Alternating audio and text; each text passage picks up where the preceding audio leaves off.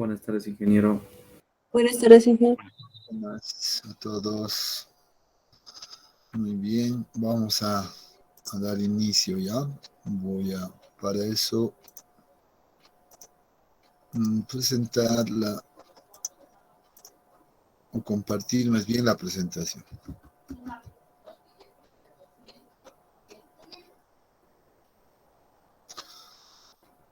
Bien, ya pueden ver la presentación, ¿verdad?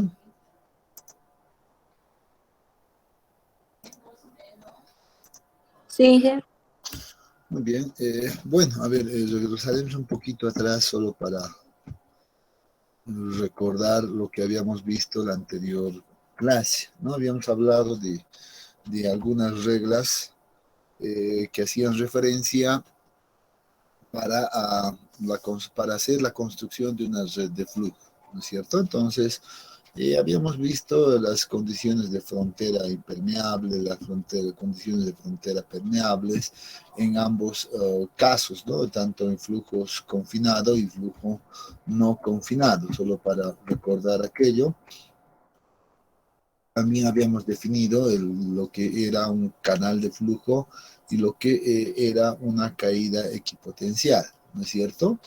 En base a esto, pues habíamos indicado que la forma en realidad del problema, la forma en este caso de la presa, pues ya nos define en realidad las condiciones de borde iniciales donde debemos nosotros identificar cuál es, en este caso, la frontera permeable, ¿no? Y cuáles son las fronteras impermeables, ¿no? Entonces, debemos identificar inicialmente eso dependiendo a la estructura.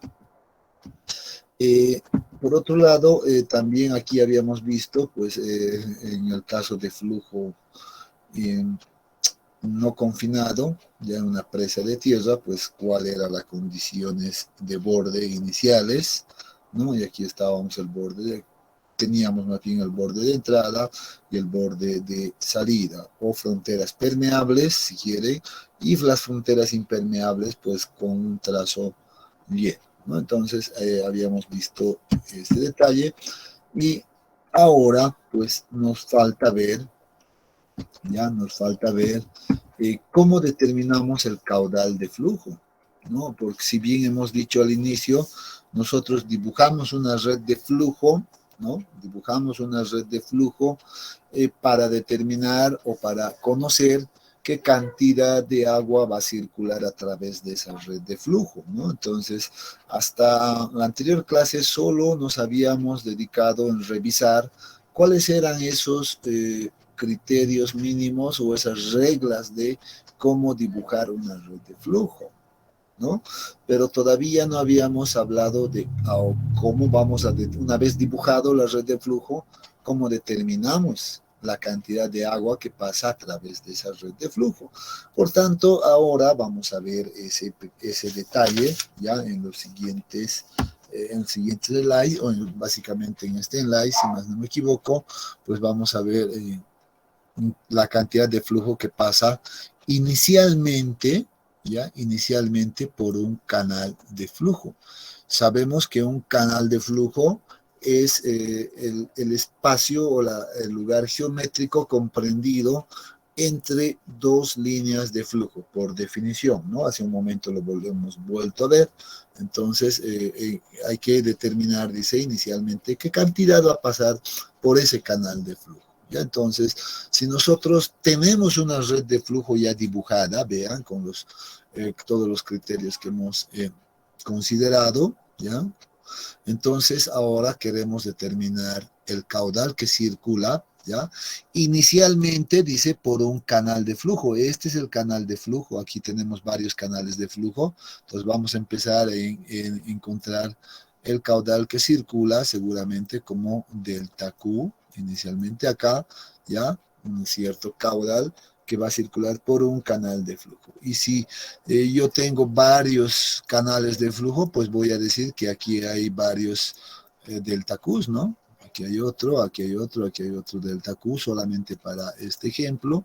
Lo mismo aquí seguramente va a existir otro delta Q. Entonces, por aquí va circulando una cierta cantidad de agua.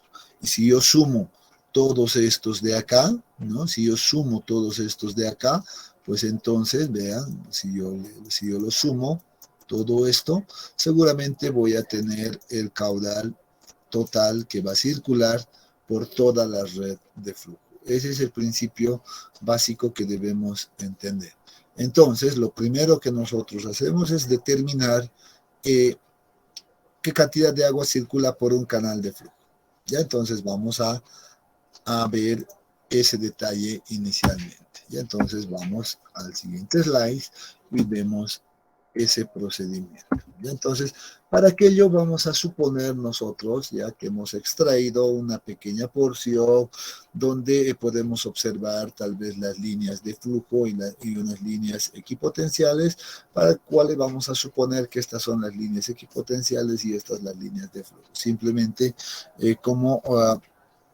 como una referencia, ¿ya? Entonces, en este caso, nosotros vamos a decir, muy bien, hemos extraído una pequeña porción de una red de flujo, donde vamos a identificar que la distancia entre este espacio va a ser definida como A y este espacio de acá definido como B.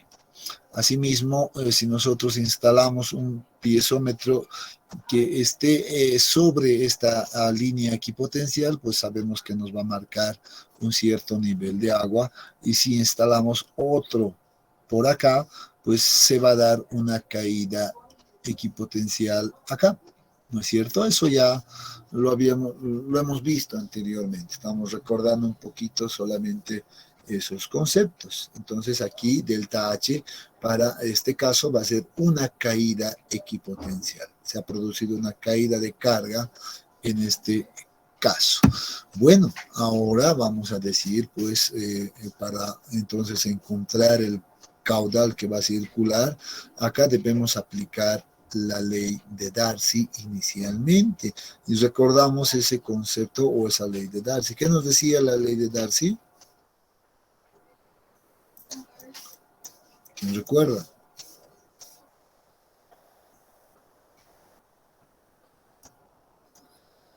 Veo que nadie recuerda.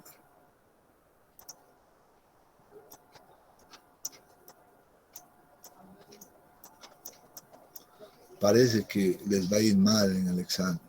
No están estudiando. ¿Ya? Bueno, la ley de Darcy es esto. A ver, no sé si tengo acá. Muy bien. Si yo quiero calcular la cantidad de agua que circula por un canal de flujo, como es el caso, pues voy a decir delta Q, como ya le mencioné anteriormente, pues va a circular por toda esta zona. Entonces, aplicando la ley de Darcy a delta Q, simplemente voy a decir, entonces esto va a ser pues delta Q, ¿verdad? Y vamos a trabajar en ese sentido. Entonces, ¿a qué llegaría a ser igual el área, por ejemplo, acá, esta sección transversal? ¿Por dónde está circulando este agua, el agua? ¿Por qué sección está circulando?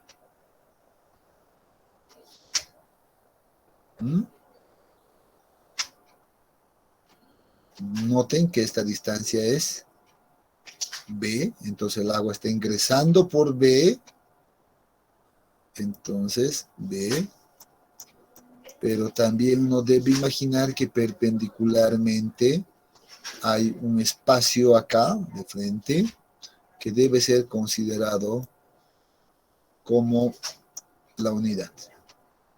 Entonces el área va a ser B por 1. ¿Ya? Entonces ahí tenemos el área de la sección transversal.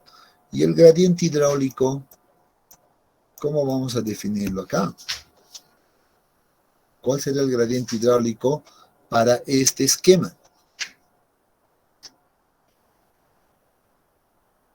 A ver, ¿quién me dice? Delta H sobre A y G. Ajá, muy bien. Delta H es la pérdida de carga que se va a producir, ¿no ve? En un tramo. este caso, desde esta línea equipotencial a esta otra línea equipotencial, ya estoy trabajando simplemente ahora en este pequeño elemento, lo voy a marcar, o mejor lo resaltaré. Ya lo voy a resaltar como con este color por acá, ¿no? Entonces estoy calculando esto inicialmente, ¿ya? Estoy calculando la cantidad de agua que representa esta zona. Entonces, en ese sentido, voy a decir que para esto se ha producido una pérdida de carga, y es como lo que ha dicho su compañero, en esta zona se ha perdido esta pérdida de carga delta H dividido entre, ¿en qué trayecto? Entre A. Entonces voy a poner A ahí directamente. Ese es el gradiente hidráulico para este elemento. Entonces ahora, reemplazando estos valores en la ecuación, en la ley de Darcy, seguramente voy a encontrar lo siguiente, que delta Q es igual en este caso, la conductividad hidráulica es una constante, ¿ya? Por delta H dividido entre A y por la sección transversal, que sería B por 1. ¿No? Estoy reemplazando en esta ecuación. Y en este momento yo puedo recordar la hipótesis en realidad de la construcción de una red de flujo.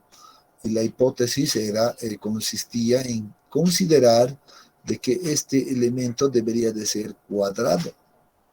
Y si eso es cierto, entonces deberíamos a nosotros indicar de que esta distancia A es igual a B, ¿no?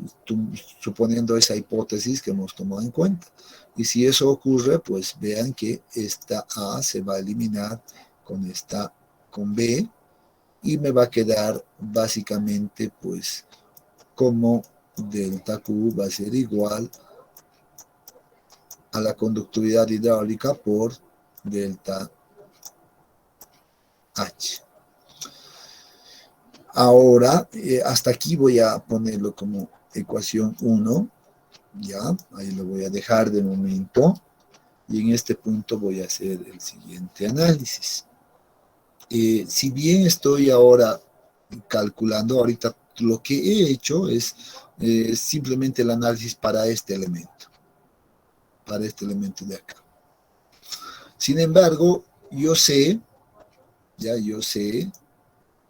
que aquí existen varias líneas equipotenciales también, ¿no? Ahí, aquí, etcétera. Van a existir varias líneas. Bueno, este ya me ha salido horrible. Voy a borrar esto. ¿Ya? Pero sé que hay varias. Aquí hay otra, por ejemplo. No sé. Va a haber varias líneas equipotenciales.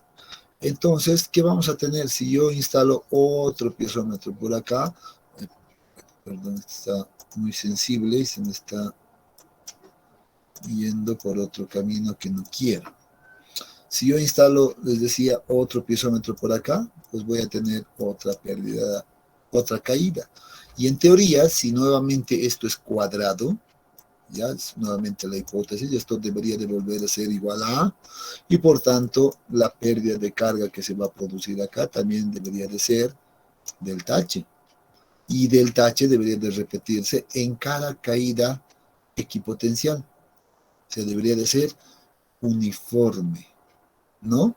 Entonces, en toda la red de flujo, en todo este trayecto, entonces, vean, en todo este trayecto, en todo el canal de flujo, pues, ¿cuántas caídas habrán? ¿No? Eso va a depender mucho de mi red de flujo. No sé todavía. Entonces yo puedo decir ahora, entonces, ¿cómo generalizo ese detalle? podemos generalizar de la siguiente manera. Voy a decir entonces que en algún momento ya voy a tener yo una pérdida de carga total. Ya voy a llamarlo así, delta H mayúscula. Y delta H mayúscula va a ser la pérdida de carga total que va a representar a la sumatoria seguramente de estas caídas que se tienen en cada caída equipotencial, ¿no? Entonces yo voy a, agarrado de ese principio, voy a decir, muy bien, entonces la pérdida de carga total en este sistema va a ser igual, seguramente, a la pérdida de carga o la caída equipotencial que ocurre en cada caída, delta H, multiplicado ¿por qué? Por el número de caídas equipotenciales que existan en la red de flujo. Y ahí es donde nosotros definimos ahora un valor que es, o un parámetro que la vamos a denominar N sub D. Donde N sub D, aclaramos este detalle, es igual a el número, ya, número de caídas equipotenciales. El número de caídas equipotenciales.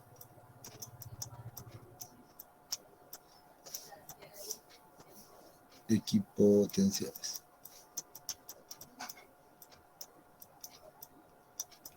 Entonces, si yo considero entonces todas las caídas equipotenciales que existan en la red de flujo, bueno, voy a tener que utilizar este término o esta ecuación que acabo de establecer, despejar de acá esta caída equipotencial delta H y reemplazar en la ecuación 1.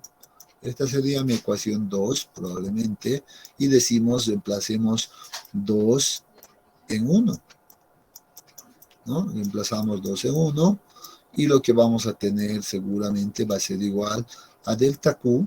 Ahora sí, este va a ser el caudal que va a circular por todo el canal de flujo, va a ser igual a la constante K, que multiplica a delta H, y delta H despejando va a ser igual a delta H mayúscula, o la pérdida de carga total del sistema, dividido entre N sub D, que es el número de caídas equipotenciales. Entonces ya tengo la ecuación que me va a ayudar a calcular la cantidad de ¿dónde estoy? Aquí. Cantidad de agua que va a circular por todo el canal de flujo. Ahora sí, con esta ecuación que acabo de indicar, la voy a traer hasta acá. En realidad estoy calculando todo esto, ¿no? Entonces la ecuación que acabo de determinar me calcula pues eso. Ahí está. Ahora sí, tengo toda la certeza porque estoy considerando todas las caídas equipotenciales que existan o puedan existir en la red de flujo. Entonces, muy bien. Con esto ya tengo algo claro. Muy bien, ya tengo el caudal que va a circular por un canal de flujo. He tomado todas las consideraciones habidas y por haber. Pero todavía me falta. Yo quiero determinar el caudal que circula por toda la red de flujo, no solo por un canal de flujo.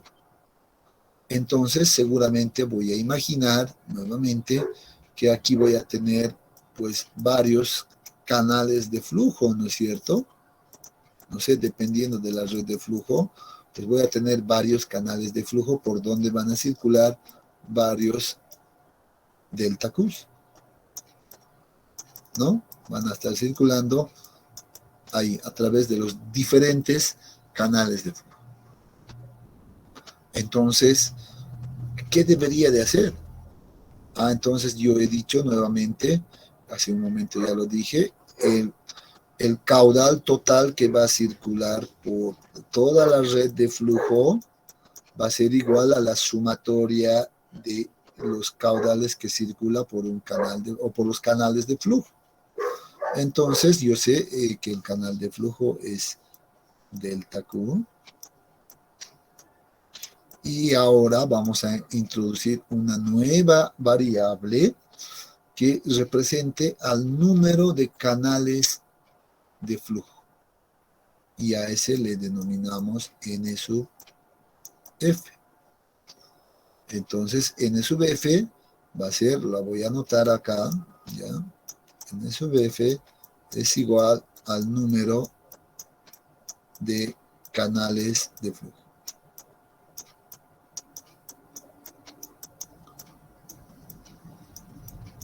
Esto va a depender de, entonces de mi red de flujo, ¿no? Número de canales de flujo. Bueno, una vez que ya he introducido esto, simplemente reemplazamos en la ecuación general y seguramente voy a tener la ecuación para determinar el caudal total que va a circular por toda la red de flujo, y eso va a ser igual a la conductividad hidráulica multiplicado por la pérdida de carga total en el sistema, delta H, y todo esto multiplicado por la relación entre el número de canales de flujo y el número de caídas equipotenciales. Y esta es la ecuación que ahora sí me va a calcular el caudal que va a circular por toda la red de flujo. Dos ecuaciones. Una que calcula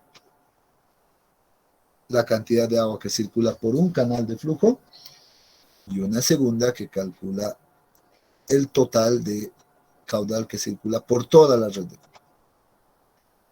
Entonces, seguramente este será el que me interese a mí, a no ser que yo quiera conocer cuánta es la cantidad de agua que circula por un canal de flujo solamente. Entonces, ahí solo utilizo esta ecuación. Si necesito por toda la red, debo multiplicar por el número de canales de flujo. Y ahora sí me quedo con estas dos ecuaciones para poder determinar ese canal, o perdón, ese caudal que circula por toda la red. Y con eso, pues, básicamente ya tenemos todo listo, ¿no? Solo necesitaríamos ahora aplicarlo o ver alguna aplicación práctica, nada más. Bien, anotemos estas ecuaciones, anótense estas ecuaciones claras, y ahora veamos lo siguiente. Ya vamos a un poquito a ver un poco sobre el proceso constructivo de una red de flujo y el cálculo de el caudal que circula por esa red de flujo. ¿Ya? Para aquello vamos a suponer que tenemos un estrato impermeable en la parte inferior, ya, de un suelo o de una zona, ¿ya? Y por encima, pues se tiene un suelo permeable. Eso significa que el agua puede circular por esta zona, ¿no? Tenemos ahí un estrato de suelo permeable y vamos a poner la siguiente configuración. Nosotros queremos, en este caso, pues introducir una tabla estaca, ¿ya? En el terreno, con objeto de poder almacenar una cierta cantidad de agua. Acá al lado izquierdo. Ese es nuestro objetivo. Pero en este caso, pues entendemos también, al tratarse de un suelo permeable en esta zona, pues debemos entender que en este caso la frontera permeable pues está definida por todo este tramo y que el agua va a poder moverse fácilmente por acá y llegar a este otro punto. Entonces vamos a decir, en ese caso nosotros, muy bien, el agua va a circular en esta dirección y va a llegar a una posición que yo desee. O sea, yo puedo controlar esta condición. ¿Cómo controlo? Obviamente con la longitud de la tabla estaca, ¿no? Si yo colocaría la tabla estaca por acá, simplemente, seguramente el agua, por la presión misma, va a subir hasta más arriba. A medida que yo voy a introducir más en el terreno, pues esta carga va a ir reduciendo. y vamos a entender en este caso que esta posición pues nos va a dar esta configuración final, ¿no? Donde vamos a tener una altura de carga H1, denominado H1, y una altura de carga a este otro lado, al lado derecho, de H2. Queremos entonces saber para cuánto de caudal va a circular, ya por esta zona, cuánto de caudal va a pasar en esta configuración. Entonces necesitamos calcular ese detalle. Para eso, ¿qué debemos hacer? Pues debemos dibujar la red de flujo. Vamos a agarrar entonces el método de redes de flujo y vamos a dibujar en estas condiciones. Entonces vamos a aprovechar este esquema también para ir aclarando ya algunos detalles que deben ser considerados cuando uno está realizando el dibujo de la red de flujo. Ya vamos a ir aclarando. Nos va a servir bastante estas ilustraciones para que ustedes también vayan saliendo de dudas o de algunas interrogantes que tengan. Muy bien. Si yo instalo, vean esto, si yo instalo un piezómetro justo en este punto, como se me está mostrando acá, teóricamente yo debo saber que el nivel del agua en el piezómetro va a coincidir con este nivel, ¿no es cierto? Por tanto, esta línea ya sería una línea equipotencial. Si hago lo mismo al otro lado, instalo un piezómetro también en esta línea, en el contacto con el terreno, pues la altura de agua me va a marcar exactamente con el nivel de agua que estoy proyectando. Entonces, nuevamente aquí ya tengo otra línea, en este caso equipotencial. Estoy verificando las condiciones de borde. Ya he definido una, he definido otra. ¿Y cuál será la otra condición de borde? Pues la zona impermeable, ¿no? Entonces toda esta zona de acá pues seguramente va a ser impermeable. Solamente la voy a marcar de rojo a efectos de que esto quede claro. Ahí tengo una frontera impermeable. Y la otra frontera impermeable obviamente es esta zona de acá del fondo. El definir las condiciones de borde ha quedado claro para este ejemplo, jóvenes. Sí, Muy bien. Entonces, eso es lo que acabamos de hacer ahora. Simplemente hemos definido las condiciones de borde. Y ahora vamos a hablar de la construcción de la red de flujo. Bueno, nos encontramos ya en este punto y debemos dibujar la red de flujo y la vamos a dibujar de manera manual seguramente y vamos a empezar de la siguiente manera, ¿ya? Es común, ¿ya? Y aquí voy a ir describiendo un poco, es común que empecemos a dibujar las líneas de flujo, teniendo el cuidado, ¿ya? Y quiero que estén atentos todos, ¿ya? A lo que voy a describir. Teniendo el cuidado de que la línea de flujo inicie en esta condición de borde o esta frontera permeable y termine también en una frontera permeable. Inicia en una frontera permeable, termina en una frontera permeable y además no puede intersectar a la frontera, en este caso, impermeable. No puede pasar, no puede atravesar a través de esta tabla estaca. Condición 1. Y repetimos el proceso, ¿ya? Y vamos a decirles o les voy a decir una estrategia. Por lo general, se agarra esta distancia menor entre la zona impermeable, más bien la frontera impermeable y esta otra frontera impermeable, y se trata de distribuir lo más equitativamente posible, ¿ya?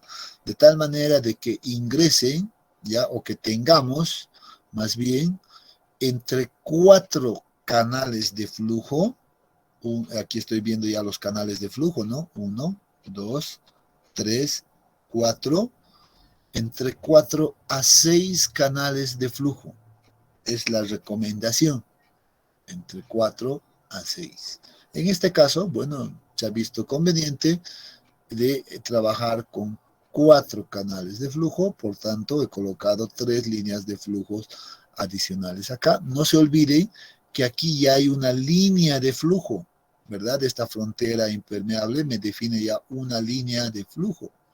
Y aquí tengo otra línea de flujo ya por condiciones de borde, ¿no? Entonces, una vez que he dibujado estas líneas de flujo, ahora debo dibujar las líneas equipotenciales. ¿Y cómo voy a acomodar las líneas equipotenciales? De la siguiente manera. Primero voy a intentar de que se formen cuadrados, ¿ya? Voy a intentar y que la intersección con las líneas de flujo sean lo más perpendiculares posibles, ¿ya? Y además voy a decirte que debe iniciar esta línea equipotencial en la frontera impermeable, como es este caso, vean, voy a ponerle un punto, y también debe terminar en la frontera impermeable. Obviamente esto seguramente se va a proyectar de esa manera, perdón, ¿ya? Y va a llegar ahí. Seguro que sí. Debe iniciar en una frontera impermeable y terminar también en una frontera impermeable. ¿Ya? Entonces, aquí lo único que voy a tener cuidado es de formar cuadrados y que las intersecciones sean lo más perpendiculares posibles. Entonces, vean lo que estoy haciendo, ¿no? Entonces, ahí tengo ya dibujando un poco ese detalle. Estoy tratando de formar espacios lo más cuadrados posibles. ¿Ya? Y ahí tengo dibujada mi red de flujo para este caso, ¿no? Entonces, ¿qué he hecho? Solamente tomar las recomendaciones que habíamos visto anteriormente para dibujar las redes de flujo.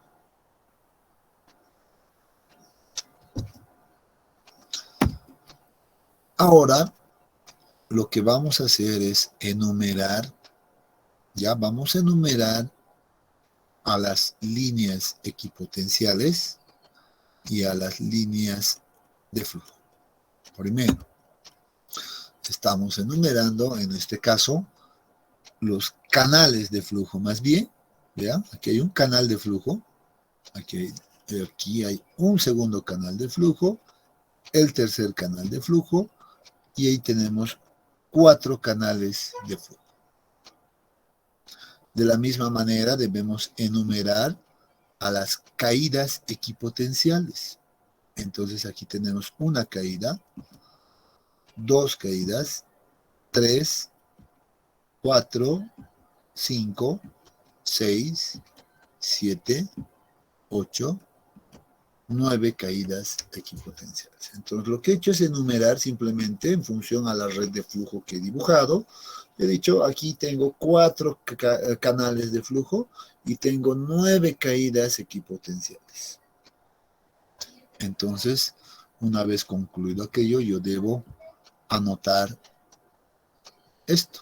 Ya sé que el número de canales de flujo, N sub F, y así se la denomina, es 4, y el número de caídas equipotenciales es 9.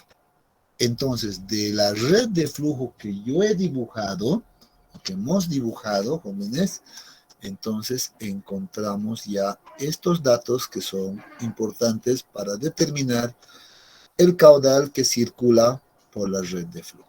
Y lo hemos visto, está en la ecuación, aparecen en la ecuación, por tanto, ya es un dato conocido. Pero si voy a dibujar mal mi red de flujo, si le voy a poner otra línea por acá, etcétera, va a ser todo desproporcionado, seguro que me va a llevar también a otros resultados, ¿no? Entonces hay que tener mucho cuidado, sobre todo con el dibujo de la red de flujo. Hay que practicar bastante el dibujar una red de flujo. Es una especie de prueba y error, ¿ya? Entonces, con esto vamos a suponer ahora, vean que es el mismo elemento, le vamos a poner unos valores y ustedes me van a ir dictando qué es lo que pasa. ¿Ya? Entonces, vean, a este mismo problema que hemos dibujado en la red de flujo, le vamos a poner pues valorcitos. ¿Ya? Nada más lo que estoy haciendo es ponerles valores. Entonces voy a decir, esta altura de carga H1 había sido igual a 5.5, H2 0.5 metros, el espesor del estrato permeable es de 12 metros, ¿ya? Y la ataguía, en este caso la tabla estaca, había sido introducido en 7 metros por acá, ¿ya? Además, estoy marcando dos puntos adicionales, un punto denominado P y un punto denominado Q, ¿ya? Que se ubican, el primero a 4 metros del terreno y el segundo a 5 metros del terreno, ¿ya? Entonces, ¿para qué me sirve eso? Bueno, seguramente van a ser unos puntos de control donde yo quiero conocer, por ejemplo, o puedo conocer cuál es la presión de poros en esos puntos. Seguro que con el método de redes de flujo también puedo determinar aquello. ¿Ya? Entonces, pero eso es, lo vamos a ir viendo poco a poco. Entonces aquí tenemos los datos, la configuración, tenemos también ya la conductividad hidráulica de este suelo permeable, que había sido 7.2 por 10 a la menos 6 metros segundo. ¿Ya? Entonces, esos son los datos de parte.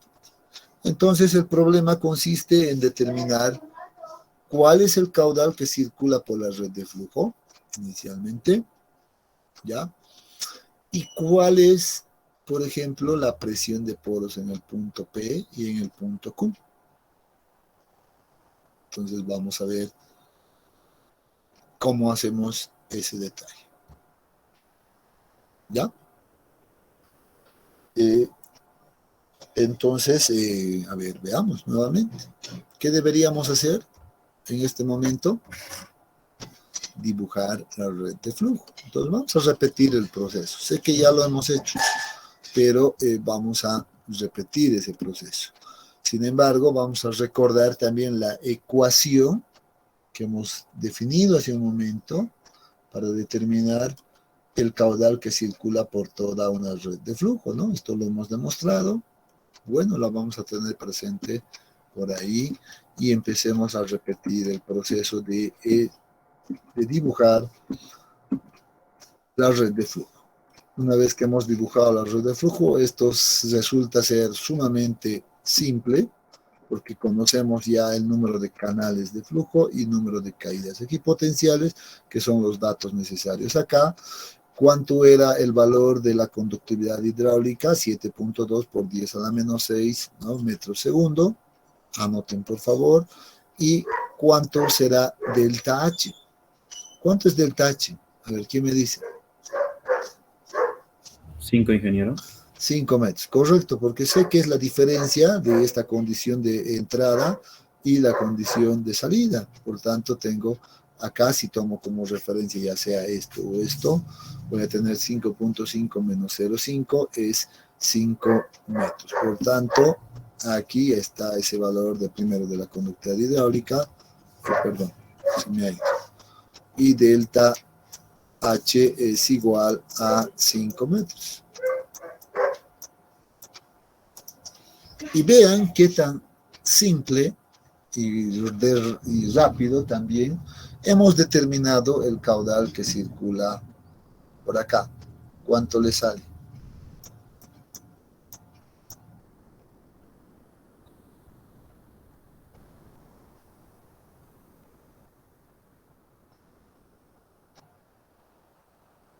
A ver cuánto le sale esos cálculos. Me sale 1.6 x 10 elevado a la menos 5. Ajá. 1.6 Sí, x 10 elevado a la menos 5. por 10 a la menos 5 unidades. En este caso, este no tiene unidades, este está en metros, este es metros segundo, entonces sería básicamente metros cúbicos por metros cúbicos segundo por cada metro que pasa. Esas serán las unidades. ¿Verdad? ¿Estamos de acuerdo?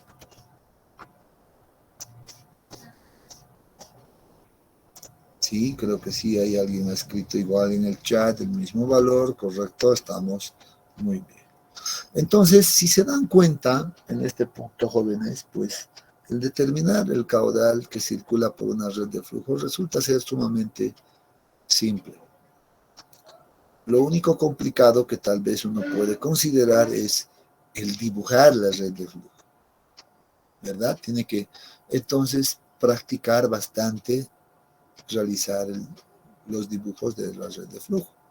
Tiene que volver a dibujar, tiene que agarrar una buena escala, un buen cuaderno, empezar a dibujar y ver que inclusive que el mismo pulso de la mano ya se va a acostumbrar a empezar a jalar tanto las líneas de flujo como las líneas equipotenciales. Ya, entonces, recomendación, seguir practicando.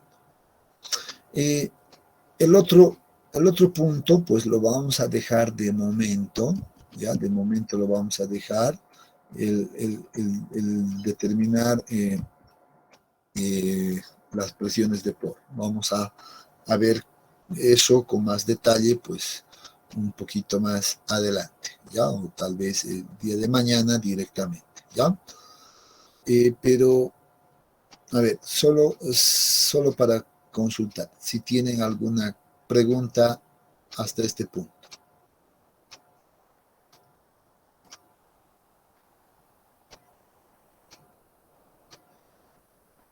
Inge, Sí, adelante. las líneas equipotenciales dijo que teníamos que hacerlo lo más perpendicular posible a ¿cómo se llama? A los canales de flujo. A las líneas de flujo, sí. Claro, Ah, tiene que tratar de cumplirse lo que dice la teoría, ¿no? De que aquí se forme siempre un ángulo de 90 grados, o que tienda al menos a un ángulo de 90 grados.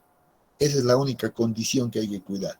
Y que también que se traten de formar espacios lo más cuadrados posibles, ¿no? Obviamente no va a ser un cuadrado perfecto, pero la tendencia es a que se forme cuadrados en estos elementos. Ya solamente esos criterios. genial. Inge, gracias. ¿Está muy bien? Excelente. Entonces, vean que con esto ya hemos determinado este detalle, ¿ya? Y vamos a ahora hablar rápidamente un poco sobre lo que es este último concepto, ya la fuerza vertical o fuerza de levante, que también se la denomina presión ascendente. ¿Ya? Entonces, en realidad, este caso ocurre principalmente cuando tenemos un flujo confinado y sobre todo en las presas de hormigón que hemos visto.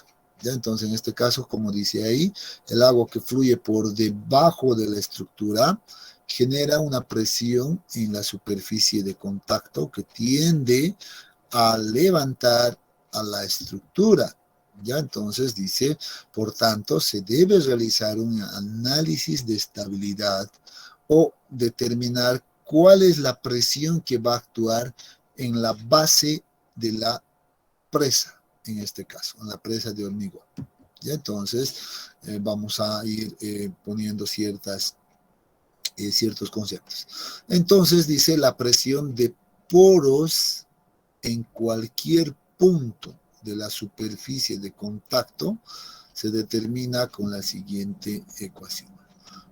El concepto de presión de poros no va a cambiar en lo absoluto, siempre va a ser igual al peso unitario del agua multiplicado por la altura piezométrica del punto en cuestión, ¿no?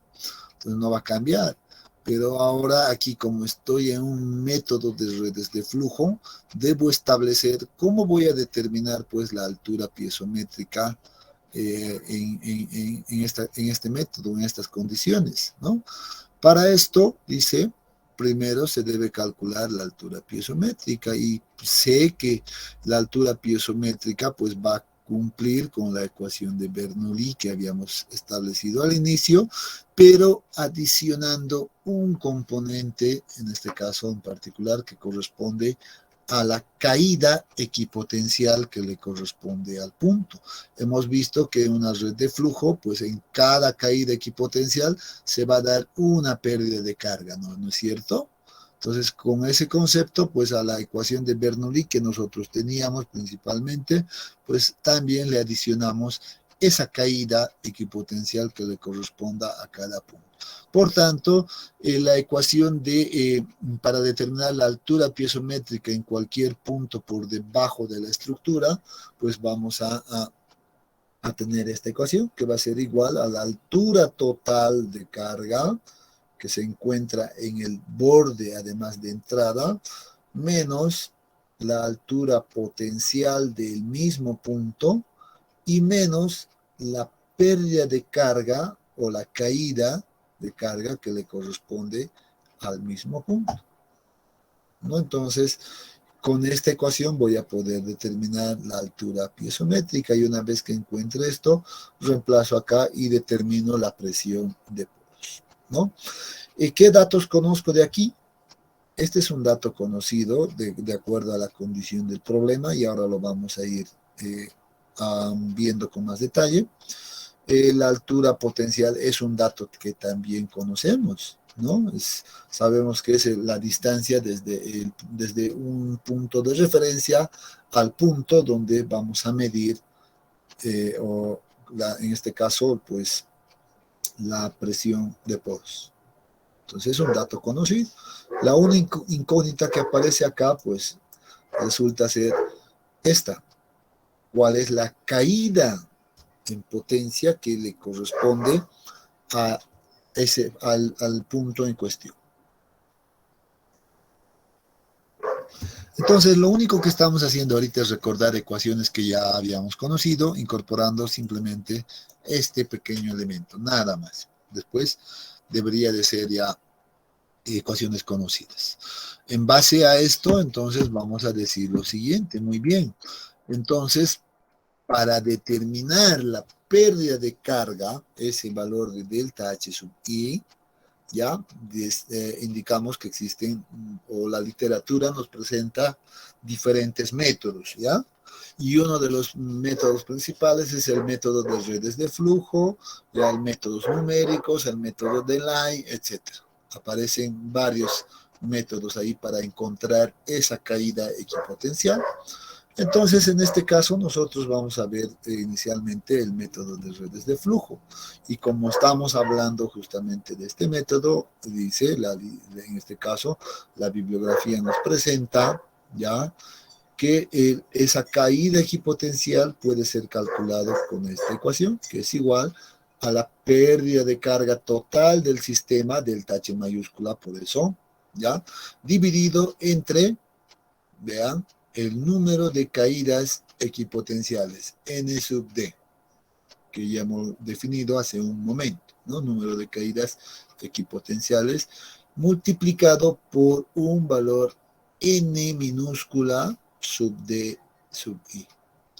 ¿Qué es este valor de N sub D sub I? Porque estos valores ya los conocemos, podemos determinar de la red de flujo. Y este valor de acá, este parámetro, pues dice, simplemente es la ubicación del punto según las líneas equipotenciales. ¿no? Entonces, ¿dónde se ubica el punto donde quiero determinar la presión de poros? ¿No? Según las líneas equipotenciales. Entonces, en este momento, lo único que necesito conocer para aplicar este método es mi red de flujo. Mi red de flujo debe estar completamente, o más bien definida, y con eso puedo aplicar fácilmente este método y determinar la caída equipotencial en cualquier punto o en cualquier lugar. Eso es lo que me está diciendo. Entonces esto parece ser también simple. La superficie de contacto, en este caso, ¿ya? Va a estar definida por los puntos A y D, como estamos viendo. Vamos a suponer que aquí está mi presa, ya si quieren la puedo dibujar, ya no sé si es conveniente, pero voy a suponer que aquí está mi presa, ahí, esto es de hormigón y voy a venir de esa manera y así está, ¿no? Entonces, la base de la presa de hormigón en este caso, pues va a ser considerada como la superficie de contacto. O sea, el agua al circular por acá, va a generar presión en toda la base, en toda esta zona. Va a generar una presión y obviamente esta presión va a ser variable, ¿verdad? La presión que esté en el punto A, por ejemplo, siempre va a ser mayor que la presión que llega al punto D, porque hay caídas equipotenciales que se van a presentar, ¿no? Hay pérdidas de carga, por tanto, aquí va a ser ya menor, dándonos como resultado una distribución de presiones del tipo trapezoidal, como estamos observando. ¿Ya? Entonces, esa es la idea. Pero para que no nos moleste esto, yo lo voy a borrar simplemente acá. Ya no quiero que quede muy cargado. Bien, entonces, como les decía, yo puedo determinar la presión de poros, por ejemplo, en el punto A, acá, denominado punto A. Puedo determinar también en un punto intermedio, en un punto B, en un punto C y en el punto D. Se recomienda, esto ya quiero dejar claro, se recomienda que para determinar la fuerza resultante total, pues al menos, digo al menos, se tenga 4 puntos de control, ¿ya? Distribuidos de manera uniforme. ¿Eso qué significa? Que vamos a tener como una especie de resultantes por acá, ¿ya? Resultantes por acá, pero además de que esta distancia sea, así lo voy a poner por acá, creo que no aparece, ya sean iguales. Por tanto, aquí puedo llamarlo L1, L2 y L3, entendiendo que la totalidad de todo esto va a ser igual a la longitud total de la base de la presa, ¿no? La debo distribuir entonces uniformemente y disponer en este caso 2 puntos intermedios para que yo pueda encontrar unas resultantes de esta sección, ¿ya? Entonces no sé si es conveniente marcarlo, pero no, la voy a mejor ayudar simplemente. ¿Ya? Entonces la resultante de esta área, de toda esta sección, va a ser F1. La resultante de esta otra área va a ser F2. La resultante de esta área de acá, ¿ya? Es F3. Entonces me está dando 3 fuerzas verticales. ¿Cómo hago aquí? Bueno, muy bien. Aquí vamos a recordar los conceptos, por ejemplo, de presión. Pues presión es fuerza sobre área. En este caso, una fuerza vertical sobre área. ¿Y la presión qué es? Es la presión generada por el agua, por tanto, es la presión de poros. Simplemente, bajo este principio, yo puedo despejar la fuerza vertical acá, porque estos son fuerzas verticales, ¿no? Y voy a decir que F1, por ejemplo, va a ser igual, en este caso, a, y bueno, aquí hay un pequeño error. Ya para sacar la resultante acá, esto debería de ser igual al promedio de estas dos presiones, presión de poros en A más la presión de poros en B, dividido entre 2, ¿verdad? Entonces esto tiene que ser más. Ya corrijan, por favor. Y esto debe multiplicarse por esta distancia L1 de acá, L1, y una longitud en este sentido, pues unitaria, una longitud unitaria perpendicular. Entonces, por eso aparece acá que el área va a ser igual a L por la unidad. Y de esa manera encontramos F1. F2 la vamos a encontrar de manera similar, ya esa resultante, no sé si tengo, no la tengo acá, pero seguramente será igual a lo siguiente, bastante parecido. Vamos a tener como la presión de poros en el punto B más la presión de poros en el punto C dividido entre 2, y esto multiplica a L2 por una longitud unitaria. Para F3 repito el procedimiento, y la vamos a escribir nomás, F3 entonces va a ser igual a, en este caso, la presión de poros en el punto C más la presión de poros en el punto D, todo esto dividido entre 2, y bueno, debería de utilizar unos paréntesis acá, ¿no? Para no confundir nada, y esto multiplicado por L3 por 1. Listo. De esa manera tengo estas resultantes. Y la resultante total, la fuerza vertical total que va a actuar en esta zona, seguramente va a ser, la voy a escribir acá arriba, por favor, ¿ya? Esa fuerza vertical resultante va a ser igual a simplemente la suma de F1 más F2 y más F3. Listo.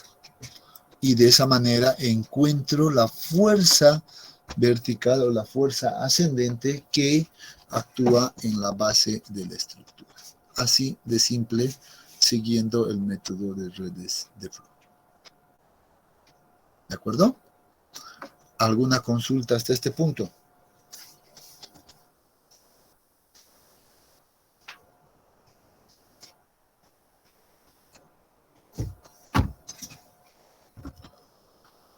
Ninguna. Muy bien. Entonces lo debemos ver ahora simplemente con valores numéricos en un ejemplo.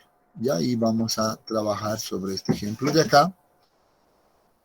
Pero yo prefiero que copien esto.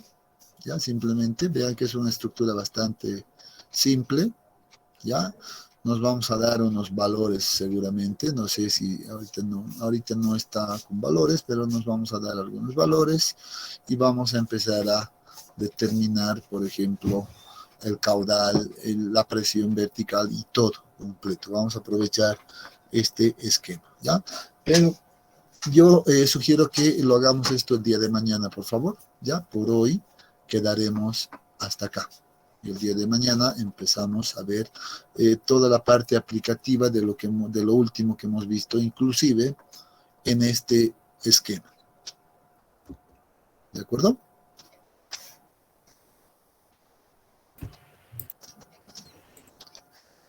Está bien, Inge. Ya, muy bien, entonces anótense este modelo y mañana le damos dimensiones y empezamos a trabajar sobre esto.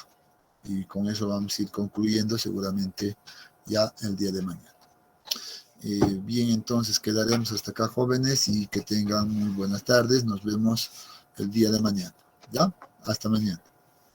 Mañana, Inge, gracias, buenas tardes.